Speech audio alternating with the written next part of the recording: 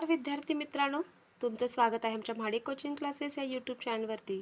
तर आज आपण पाहणार आहोत भागाकार। भागाकारामध्ये आपण आज पहिलं उदाहरण घेतलं आहे 629 भागिले 3। म्हणजे 629 या संख्येला 3 ने आपल्याला भाग घालवायचा आहे। तर पहिली संख्येतील पहिला अंक आहे 6। तर 6 या अंकाला आपण 3 ने भाग घालूया। तर 3 चा पाढा 6 पर्यंत म्हणायचा आहे। 3 एके 3, 3 दोन्ही 6। तर दुसऱ्या सणावर आपल्याला 6 ही संख्या मिळेल। तर 3 दोन्ही 6 चा आपला भाग बसला आहे। 6 मधून 6 वजा करायचे, राहिले 0। त्यानंतर पुढचा अंक उतरून घेऊया 2।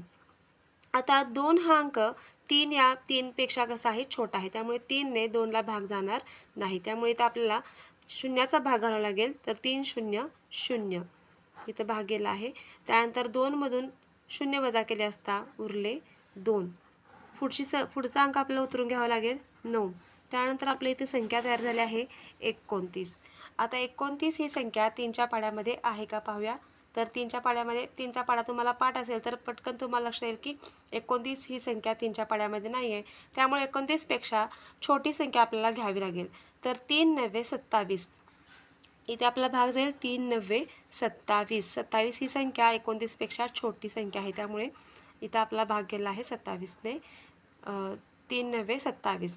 तर 9 मधून 7 वजा केले असता उरले 2। 2तून 2 गेले उरले 0। तर 2 ही आपली बाकी आली आहे आणि आपला भागाकार आलेला आहे 209।